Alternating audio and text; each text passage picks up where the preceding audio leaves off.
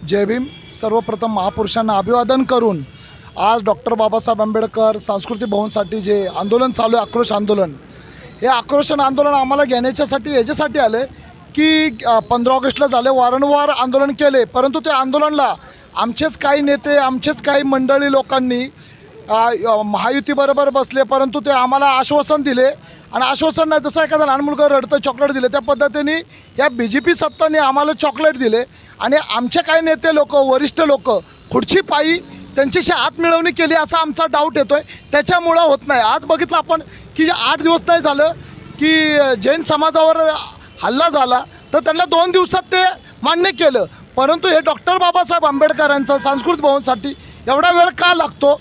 कारण एवढं आहे की ज्या बाबासाहेबांमुळं आज तुम्ही खाताय, त्या बाबासाहेबांमुळं तुम्ही कपडे घेतले, आज महानगरपालिका राज्यसभेवर बाबासाहेबांमुळं गेला आणि सभेवर जाऊन आज आमच्या बाबासाहेबांचं सांस्कृतिक भवनसाठी तुमचा विरोध का? म्हणजे याचा अर्थ असा होतो की जातीवाद म्हणायला हरकत नाही आहे।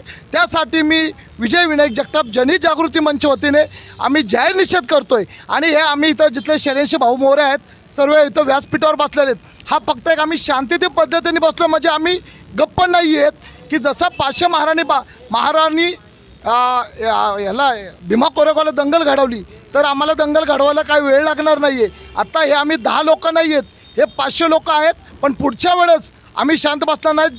जनतेने रोडवर उतरून आंदोलन करणार नाही। या महानगरपालिकेने कलेक्टर साहेब